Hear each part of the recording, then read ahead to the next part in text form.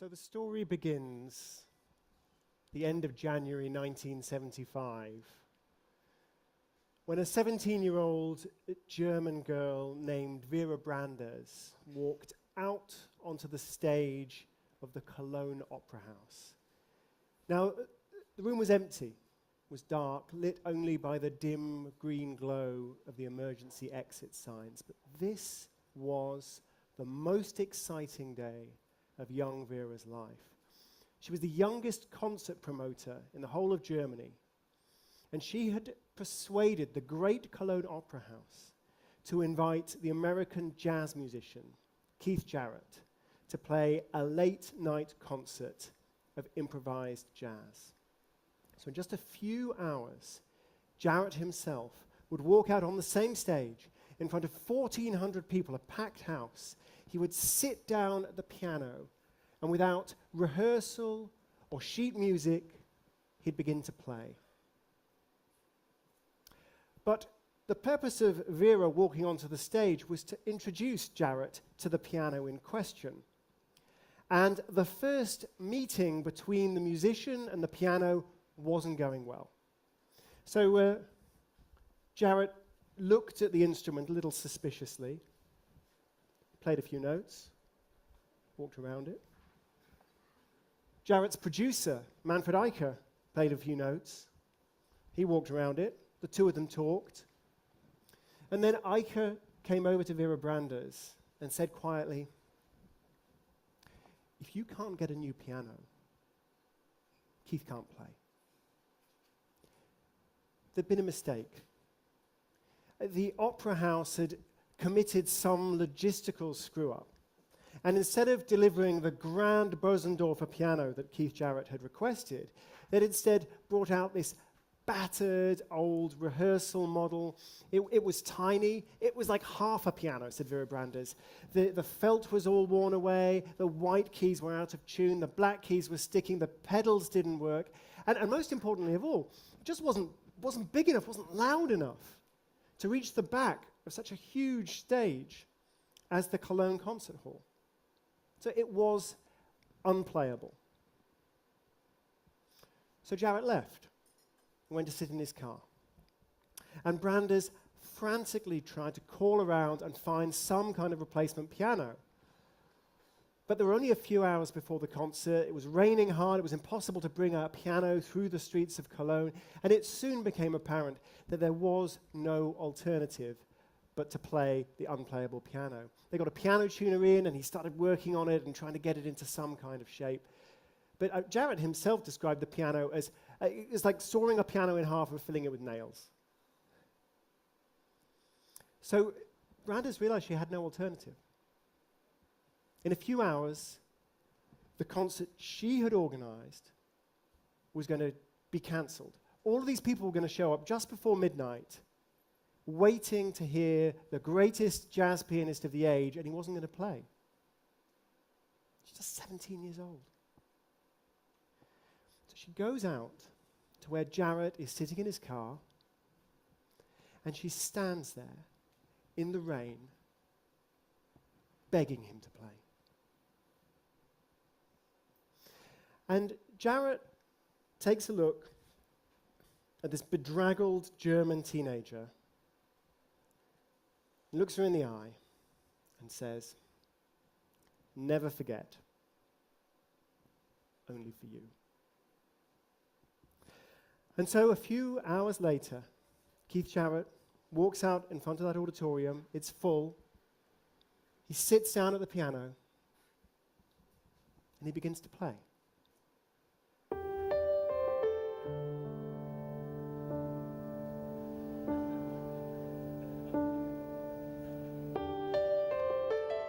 And within a few moments, it becomes clear that something magical is happening.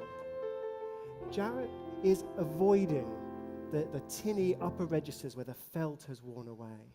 And he's also setting up these rumbling, repetitive riffs in the bass. Now, sticking to the middle registers gives the whole piece of music a sort of soothing, ambient quality, which could make it pleasant but a little bit sleepy, a little bit wallpapery. But remember also, the piano is too quiet.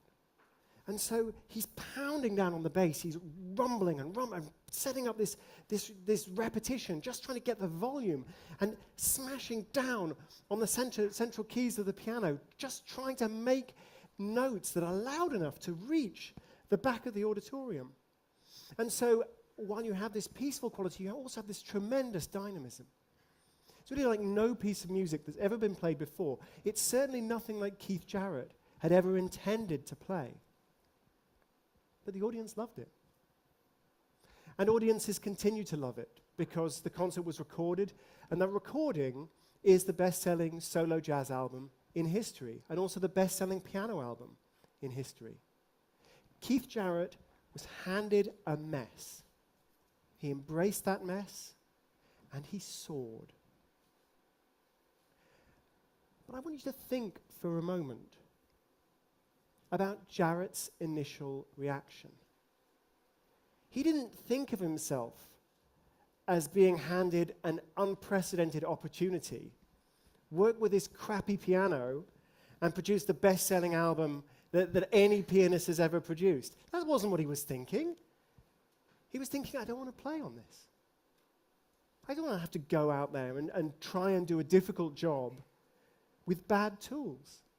I don't want to have to overcome this completely unnecessary obstacle. And I think many of us, if we were in a remotely similar situation, in a pressure situation where we were trying to perform and trying to do our best, we were handed some hurdle we had to get over that didn't have to be there. We had to work with some awkward people, or the tools just weren't working. We wouldn't want to go out there either. We wouldn't want to be put in that situation. And what I want to argue today is that actually those obstacles, those problems, can very often, as they did with Keith Jarrett, lead to our best work. I want to argue that we need to overcome that resistance and embrace a little bit of mess in our creative lives. And I also want to argue that I think I know some of the mechanisms whereby this actually works, why this can make us perform in a better way. So, those mechanisms range very widely. I'm going to talk about cognitive psychology. I'm going to talk about social psychology.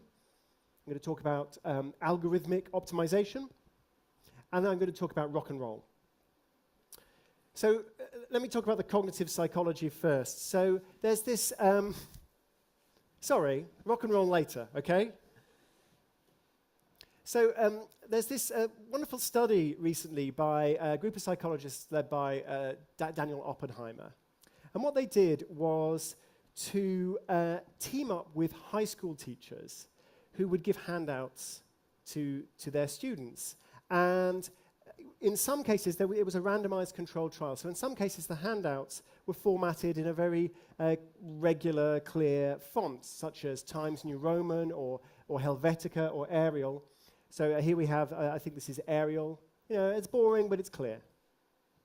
But other students in different classes were taught by the same teachers, given the same handouts, but the handouts were differently formatted. So you would have something like the intense, condensed Hattenschweiler, or maybe the zesty bounce of Comic Sans italicized. I mean, these are difficult fonts to read. Dare I say they are ugly fonts. And you might think having to cope with fonts like these in your handouts would just make everything a little bit harder, and therefore would reduce the scores of the students if it made any difference at all.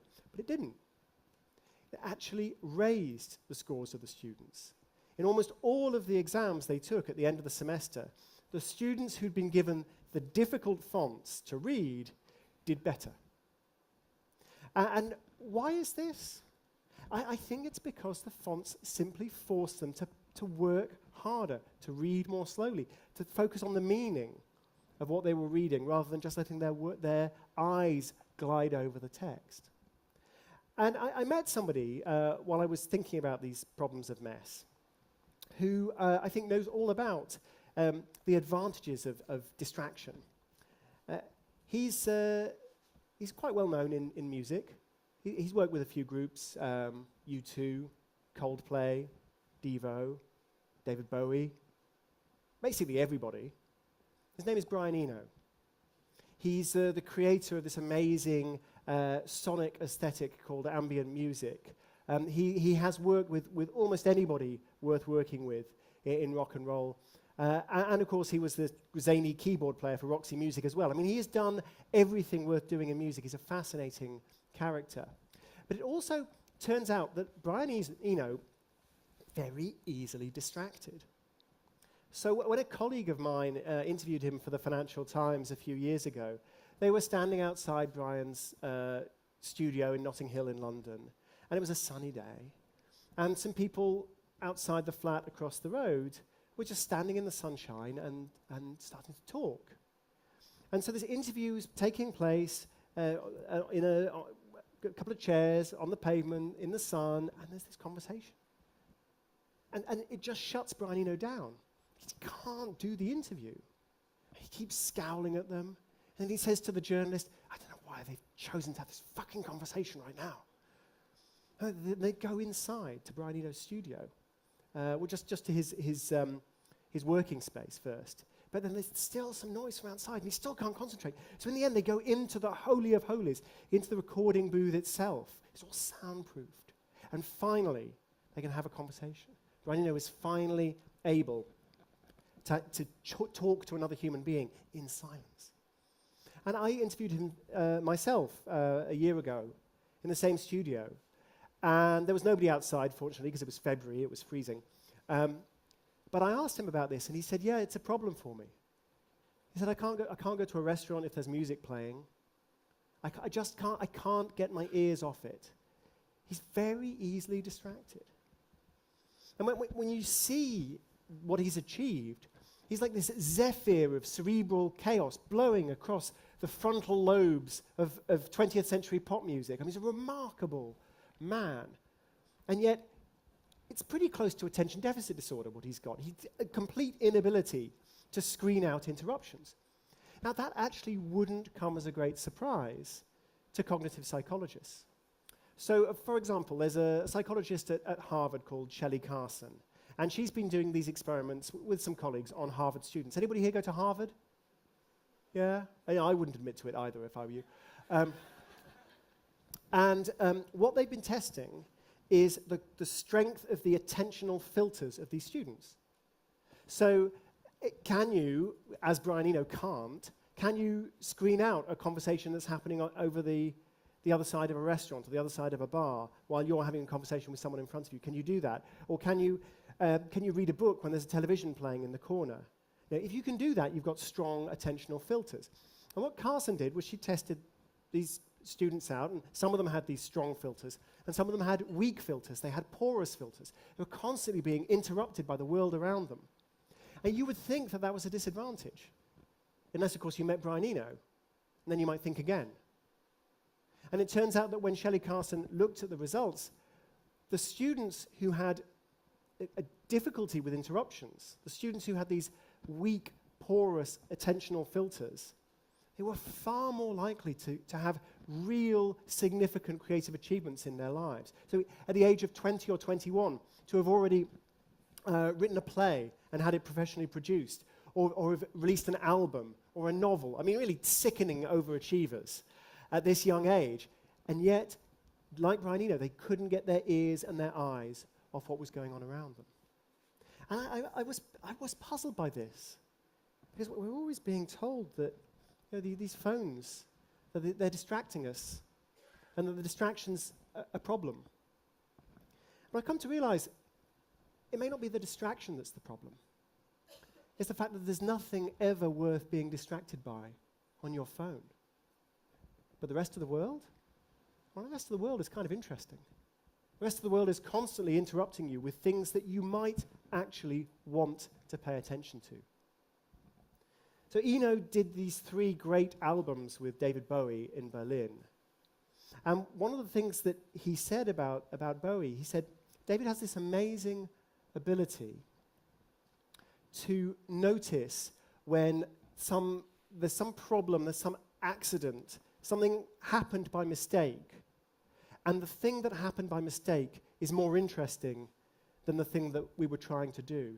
Even if we were working on a piece of work and it was nearly finished, it was nearly perfect, it was nearly ready to go, if there was some happy accident, David would go for that. And he would say, we need to seize that and work on that. We can always come back to what we were doing before. So David Bowie was distractible as well. And look at what he achieved. And Eno said something else that made me think about what's really going on. He said, the friend of creative work is attention. And the enemy of creative work is boredom. And the thing about something new, something difficult, something unexpected, is it forces you to pay attention to it. And there's nothing to be ashamed of, paying attention to something new. Maybe you should be ashamed of paying attention to this, but don't be ashamed of being distracted and paying attention to something interesting. So that's the cognitive psychology of what was going on with Keith Jarrett. That he was given this situation and suddenly forced to pay the most intense attention to this terrible, terrible piano. But I don't think that's the only thing that's going on. So let me also talk about algorithmic optimization. So algorithmic optimization is basically, you've got this very, very complicated mathematical function or mathematical problem, and you're trying to solve it, and it cannot be mathematically solved in a finite time. You just can't do it. What you need to do is use an algorithm, a kind of recipe for searching for a solution. So let me give you an example. You've got a logical plan for a computer chip, but the logical plan for the computer chip, which basically says this is what needs to be connected to what, that doesn't tell you exactly how to lay out all the components of the chip on the silicon. And it turns out that, not an infinite number, but just an unbelievable range of different possibilities. And some of them are very, very inefficient, and some of them are very efficient. So you need some kind of process for searching through the possibilities and trying to figure out how do we lay out all these components on this computer chip. So here's one way you could do it. Don't bother, just randomly throw them on the computer chip, pick at random. Well, that's no good. That's not a brilliant idea. Another possibility is this very, very careful, step-by-step search for incremental improvements. You just A/B test your way to a better chip. Just keep comparing small changes. Is this small change better? If not, don't do it. If it is better, do it. Test another small change, and another small change, and another small change. And that can work. That can be a very successful way of solving problems. It's not actually the best way of solving a lot of problems. And the reason is that step-by-step approach tends to get stuck. So you get to a situation where if you moved a whole bunch of components all together somewhere else on a chip, and they were close to each other, that might be a big improvement, but there's no way to move only one of them over, because that would actually be a step backwards, it wouldn't be a step forwards. So what makes this step-by-step process more effective? Well, it's really simple. You just throw in some randomness. There are different ways to do it. Evolutionary algorithms, there's an algorithm called simulated annealing, a whole bunch. But basically what they all do is they start off with a pretty random search, and then over time they get closer and closer to this step-by-step search, and eventually they find something that's pretty good and they make it better and better and better and better. But that random knock sideways can often get you somewhere very interesting. So when I phrase it like that sounds a bit abstract. The computer scientists in the room were all like, that's perfectly clear, what's the problem? Everyone else is like, what's he talking about? So let me give you an example. A couple of years ago, there was a strike on the London Underground. So some of the stations on the London Underground closed and some stayed open. Okay? So we had the buses, we had the overground trains. So we don't have any trams, I'm sorry, but other than that, it's okay. And we have some of the underground lines opening, but not many. So what happened was that commuters could still get to work, but they would probably have to take a different line or look up a bus or find some other way. Maybe they would walk a bit, find a different way to do it. Now, fine, the strike lasted 2 days, and then people went back to their old ways of commuting. Except some of them didn't. Because it turns out we've got these electronic swipe cards where you can track all London commuters through the system. You know exactly who's going in and who's going out at which points and the routes they're taking. So a group of economists at Oxford got hold of this data set, and they found that a large number of people changed their commutes during the strike. People who had travelled to work, well, presumably to work, wherever they did, they took the same journey out and the same journey back every day. Same journey out, same journey back, same journey out, same journey back, every day for 2 weeks. Then the strike, they took a different route, and then most of them changed back to the old route. But 5% of them stayed on the new route. And you would think, right, that if anybody knows the perfect way to get to work, it's a commuter, right? Surely you've optimized it by now.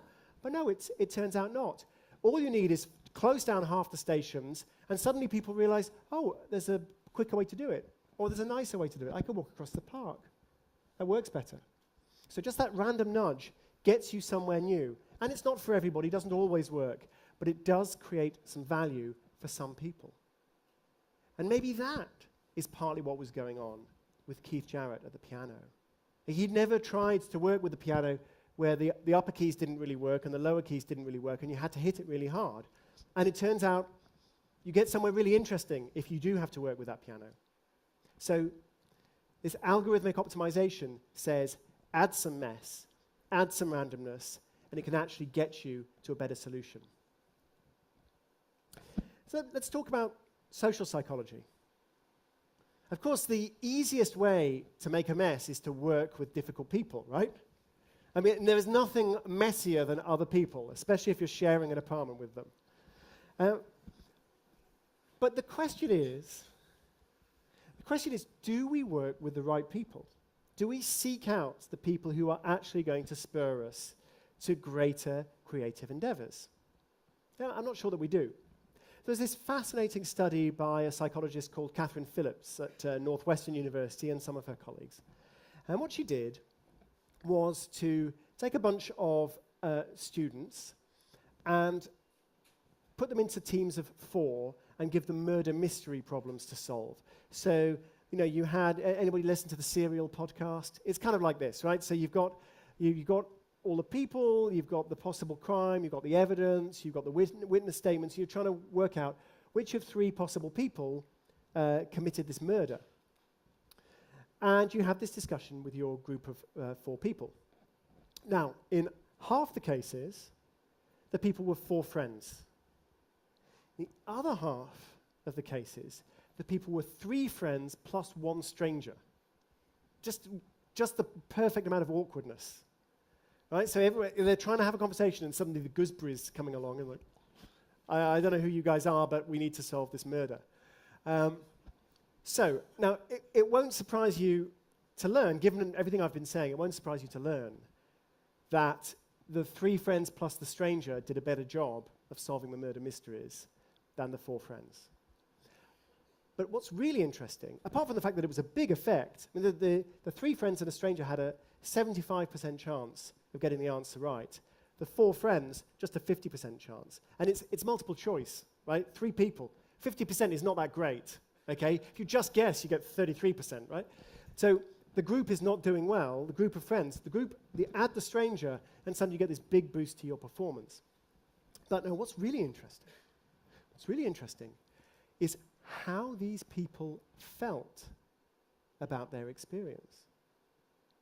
So you speak to the group of 4 friends, and you say, did you have a good time? They're like, yeah, it's great. Did you have a good quality of conversation? Oh yeah, we were sharp. We asked all the right questions. We let no stone unturned. Do you think you got the right answer? Oh yeah, for sure. Okay. You talk to the group of 3 friends and the stranger. Did you have a nice time? Not really. Awkward balloon. Not good. It was just all a bit tense, right? Having to cope with this stranger. We were just trying to have a chat, friends, and this person comes in. It's not. Okay, well, was it a good quality conversation? Do you think you really sort of explored the possibility? No. It was rubbish. Do you think you solved the murder? I doubt it. So this is the group of people who objectively did way better. They were much better at solving the problem. They had a horrible time, and they thought they hadn't solved the problem. The people who were with their friends had a great time, and they thought they'd nailed it. But they were wrong. They were complacent. And I think this is what we're up against, is that we don't realize that this stuff is good for us. That we don't pretend to ourselves, oh, let's say my regular underground station is closed. What would I do then? We don't say, let's just sit down with a broken piano, see what we can play. We don't say, well, let's just get a random person who we don't know into our group and see whether that makes for a better conversation. We never do these things to us, but we should. We should do these things to ourselves because they actually help us solve problems. And I guess this is something that the modern world, I think, makes worse. So there's another study about student friendships at the University of Kansas, which is a great big university, and 4 much smaller private colleges nearby. And the psychologists who studied these friendship groups found that, in principle, the University of Kansas is a much more diverse community. Right? You can meet people who are gay or straight, different races, different religions, different politics, different majors, different ages, from different countries. You've really got that variety. You can meet anyone you like. Whereas in the smaller private colleges, it's more kind of, you're stuck with who you're stuck with. But when the psychologists actually looked at the friendship groups, what they found is the students at the University of Kansas had sought out people exactly like themselves. Exactly like themselves. Same religion, same sexual orientation, same social attitudes, everything. And I think that the modern world is very much like this. Let me see if I can get a slide going. This is a conceptualization of what Eli Pariser calls the filter bubble. So isn't really the internet basically like the University of Kansas? Nobody's ever uttered that sentence before, by the way. I mean, we can read anything. Google will translate it for us if it's in a different language. But even if we only read stuff in our own language, I read English. I can read a Japanese newspaper in English, Japan Times. I can read an Indian newspaper in English, no problem.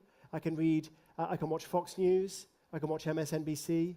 I can read the Canadian news. I can watch TED Talks. I can go anywhere. I get exposure to all these different ideas, all these different interest groups, all these different people.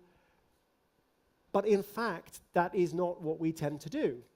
Instead, the conservatives watch Fox, and the liberals watch MSNBC, and all of us are on Facebook, and Facebook is filtering what it shows us, basically not in any overt way, but it wants to give us stuff that engages us.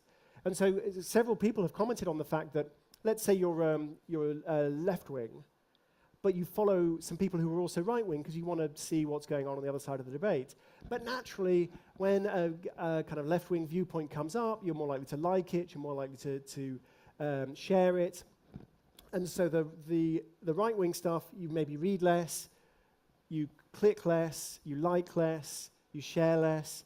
And so Facebook gradually goes, I guess you don't like this. And so it slowly stops showing you this stuff. When there were these terrible disturbances in Ferguson, either protests or riots, depending on who you were reading, they hardly trended on Facebook at all.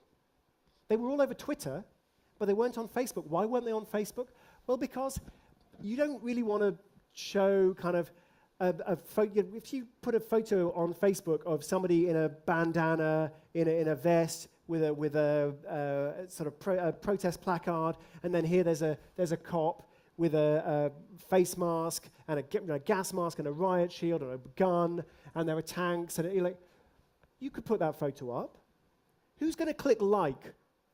Who is going to click on that and go, yeah, like that? No one. And so it just died on Facebook. There was no explicit censorship of this, but it just died. It was big on Twitter, as I mentioned, but then a statistician at Oxford University analyzed the the networks that were going on Twitter, and she basically realized, actually there's red Twitter and there's blue Twitter as far as this is concerned. There's a whole bunch of people who only talk about this as protest, who would only ever suggest, this is all based on a policeman who killed a young black man. So they would suggest that that was basically murder, it was police brutality, there was no justification for it, the protest is completely legitimate, the police reaction is completely over the top.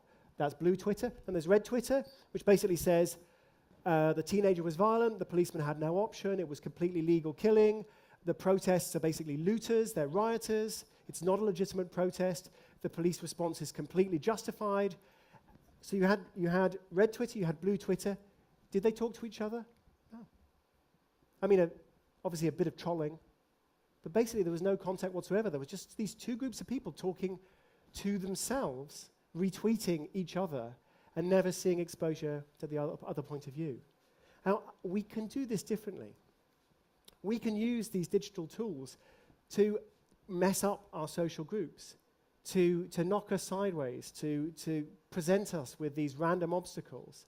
All of these disturbances, all of these obstacles that help us solve problems, help us talk to each other more, help us reach consensus. We can use digital technology to do that. And that's what I hope the new economy is going to offer us. But the thing is, the wonderful thing about economics and the terrible thing about economics is we basically get what we want. And what we want, i.e. what we immediately respond to. So Facebook is giving us what we immediately respond to, more and more of that. And if we want something different, if we want a few more unplayable pianos, a few more weird strangers helping us solve problems, we're going to have to show the new digital technology market that is something we value. We're going to have to start using apps such as Serendipitor. So Serendipitor, this is a mock-up, but Serendipitor you can get for iPhone. So let's say I wanted to get from the Hungarian Parliament building to the Aquarium Club. Here is a route. As you can see, it's 35 minutes and 3 kilometers. It's a bit of a roundabout route, but this is the kind of route that Serendipitor would plot for you. You'd be wandering along, and then Serendipitor would suddenly say, follow somebody on a bike until they get out of sight. Or they might say, head towards the nearest river. So this is just, it's just a regular map-following app, except it just keeps popping up with weird crap for you to do. Take a photograph of something inspiring. Actually, very close to that point, there's this beautiful new square fountain that my children absolutely adore. And if you walk into the square fountain very, very slowly, the fountain dies down. You can walk through it without getting wet. My children don't seem to have mastered the art of not getting wet, but yeah, it's wonderful, and I've taken some lovely photos there. So there's a world out there, and if we're willing to embrace the mess, if we're willing to challenge ourselves, if we're willing to expose our thinking to disruption, whether it's disruptive people, or disruptive places, or disruptive tools, or disruptive modes of working, if we're willing to do that, well then technology is our friend. But if we're not, then it's just going to keep us in this very comfortable bubble. It's going to give us the same thing we get all the time, except even more concentrated, even purer, even more comfortable. Don't worry, Facebook will make sure that you never have to talk to a stranger ever again if you don't want to. So it's really up to us how we use these digital tools or how we use older tools. So when I spoke to Brian Eno about his experience working with Bowie in Berlin. So this was a tough time for Bowie. His marriage was breaking up, he was addicted to cocaine, he had this terrible argument with his manager, big problems with the tax man. He said he felt really close to the edge, both professionally and just personally. His sanity was at risk. And Berlin, of course, is the heroin capital of the world at the time, so maybe not a great place to try and kick drugs. But he invited Brian Eno to come along and to help him work on these new albums. And when people got stuck, Eno would pull out this amazing deck of cards that he called the oblique strategies. So they'd originally been set up with a friend of his called Peter Schmidt, and you could just draw a card at random and see what instructions it gave you. So it might say something like, everyone swap instruments. Oh, great. So like, you've got one of the best guitarists in the world, and now he has to play the drums? Brilliant. So they did it. In fact, they put this fantastic guitarist, Carlos Alomar, stuck him on the drums. Another guitarist, Adrian Belew, comes in. He doesn't know what's going on.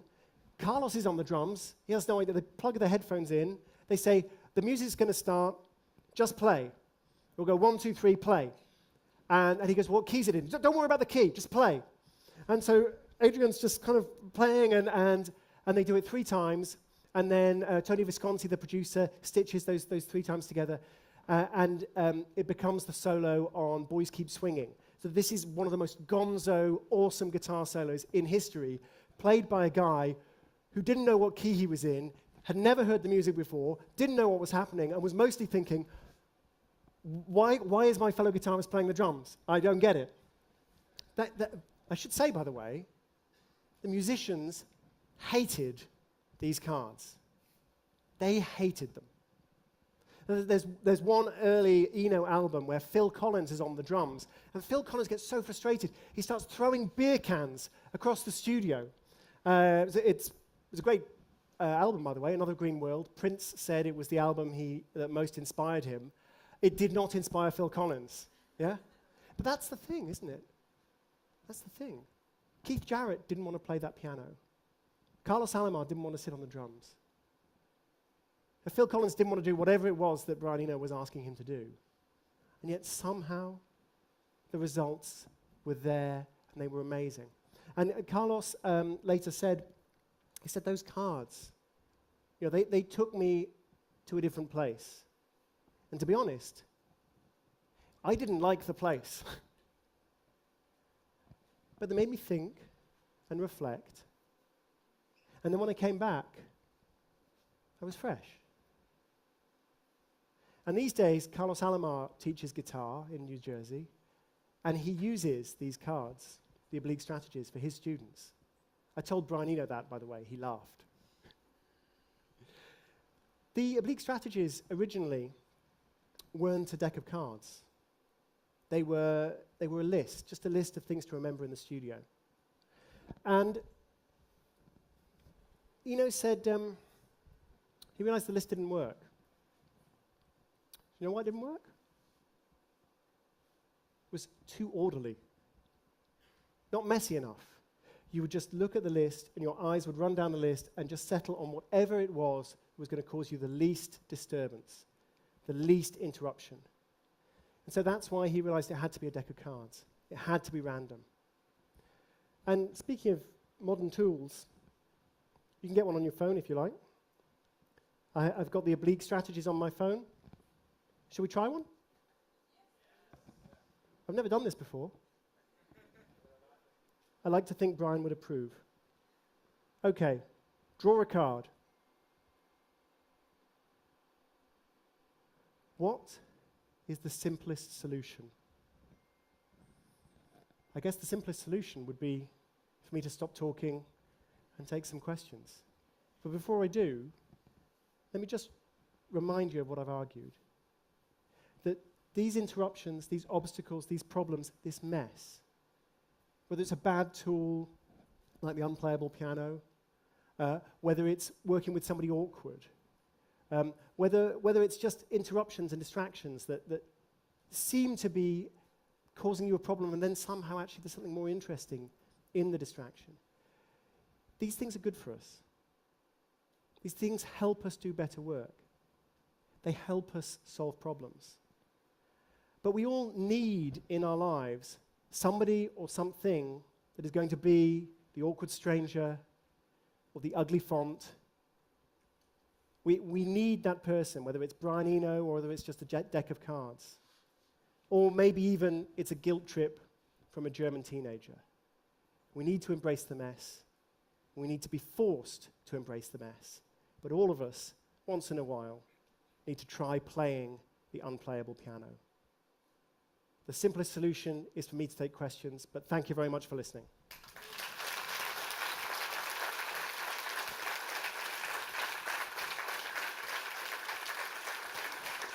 Okay.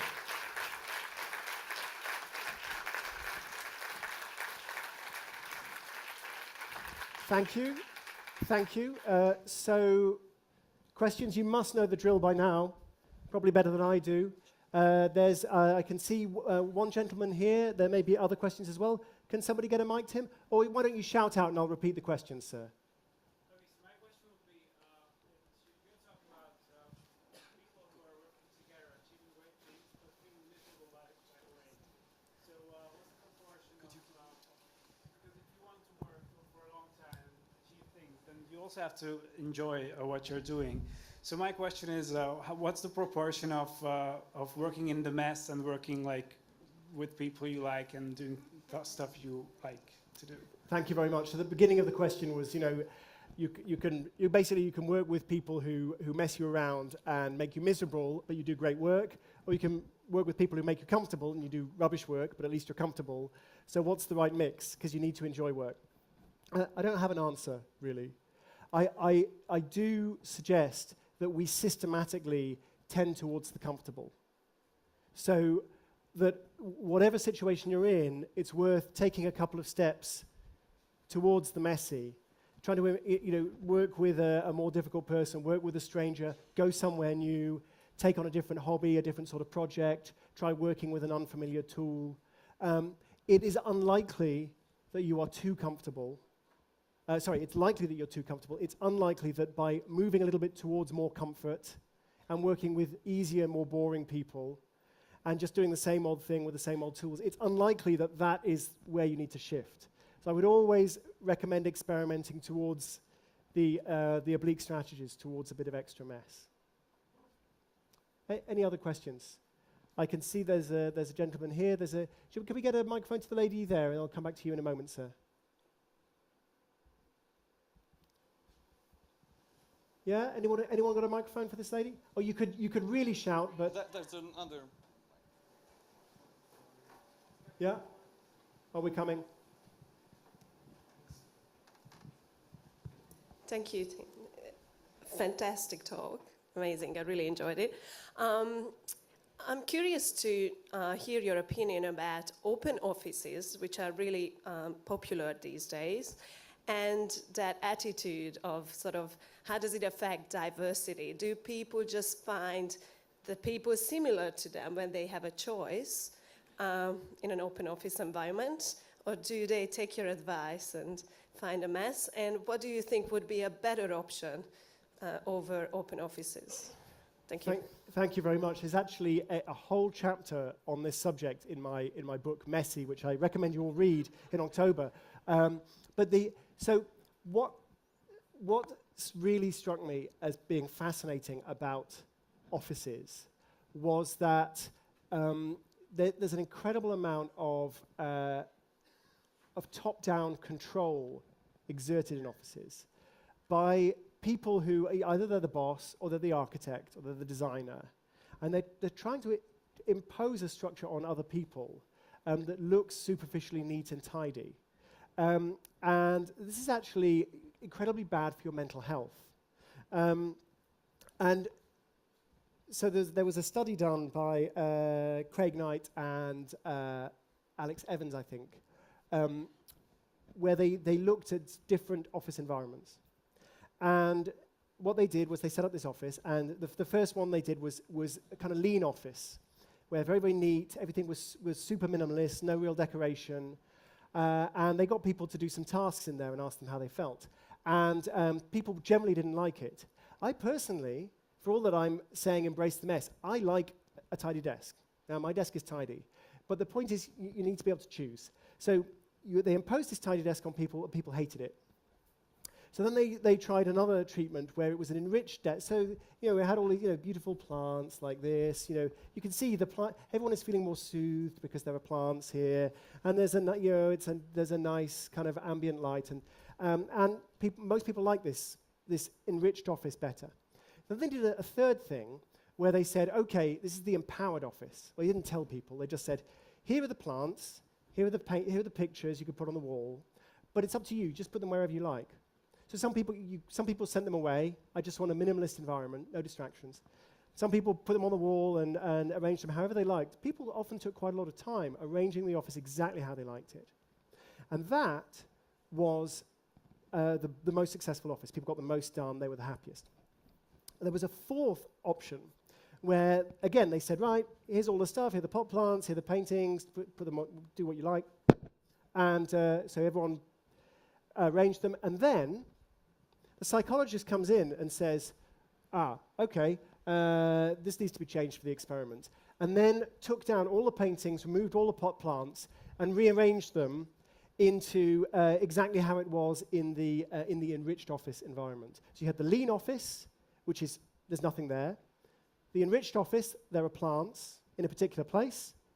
There's the empowered office, do what you like. And then there's the disempowered office, where we physically replicate the enriched office, but we mess you around, and we take away your sense of control. And people absolutely hated working in there.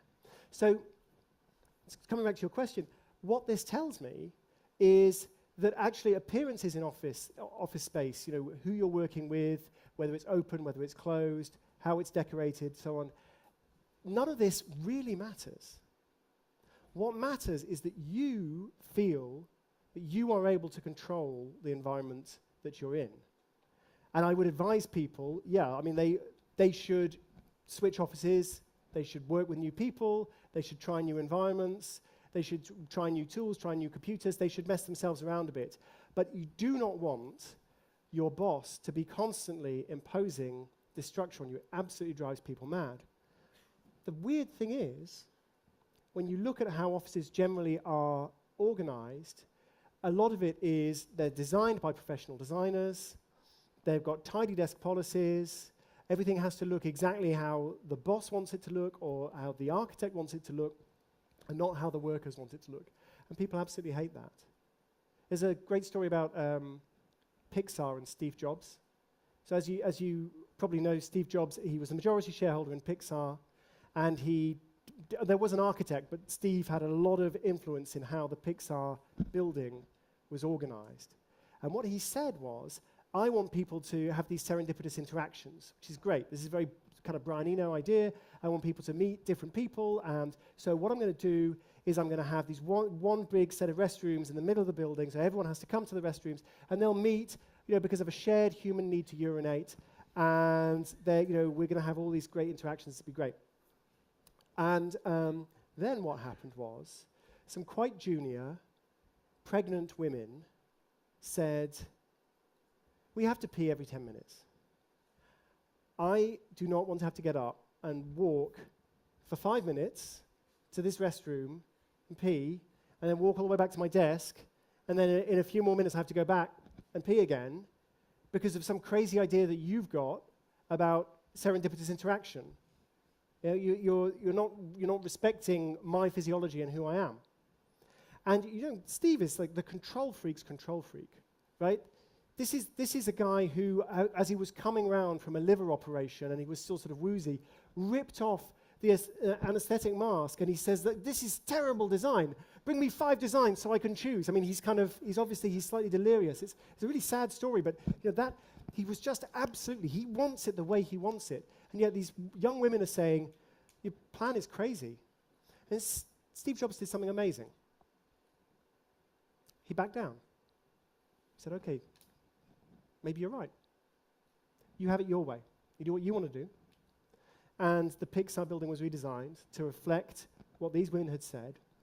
And now when you hear the Pixar building described and how are the offices arranged, basically there are pink fairy castles, and there are kind of dinosaur villages, and there's a secret bar you can sort of unlock an air conditioning vent and crawl through, and on the other side it's called the Love Lounge, and there are cocktails, and it's all done by the employees.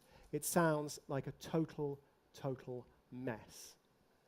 But they chose it, and that's what's most important. We've got time for one more question.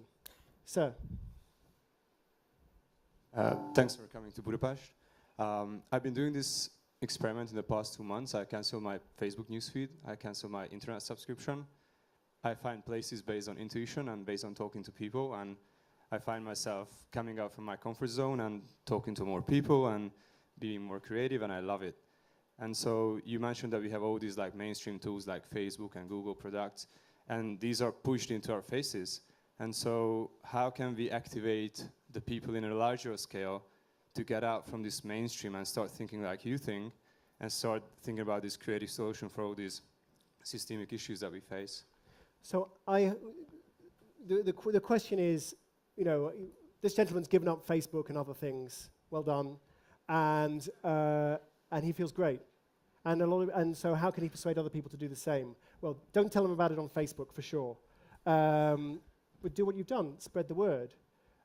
We all need to try to seek more human contact. I mean, there's nothing wrong with emailing people. There's nothing wrong with getting in contact via Twitter or Facebook or whatever, if it works for you. But I think that most people feel that this has become a bit of an addiction, and that it's got on top of them. And it's more like a slot machine. You get it out and you check, have I got more emails, have I got more notifications? So I'm quite hopeful, but we can pre-plan. So one thing I do, for example, is I'm on Twitter, at Tim Harford on Twitter, I think. There are probably some slides that say that. I'm on Twitter, but I have two-factor authentication, and I'm never logged into Twitter. So if I want to go onto Twitter, I actually have to get my phone, get my computer, log in, get my passcode, log in the passcode. Okay, I don't do it very often, right? I only do it if I really want to do it. So I make it more difficult for myself. And sometimes when I'm working, I just switch off the internet on my laptop. Just a small thing. But then when I get that urge to just check Facebook, just check email, oh, there's no internet. Maybe I remind myself I should get working. So I'm going to distract myself with something. I want it to be a conscious act. I want it to be something that I choose. But I'm also hopeful that we communicate with each other, and we're still searching for social norms. It took people a really long time to figure out how to use the telephone. And just like a fixed landline telephone, how do you behave, how do you speak, how do you have a conversation? I think we're still learning how to use these things, how to use Twitter, how to use email, how to be polite. And I think that we can help each other adopt the right social norms so that we can get out there and have our minds messed around with by real human interactions and by the outside world, rather than just another Facebook notification. Thanks for your question. Thank you all very much for listening. Thank you. Thank you.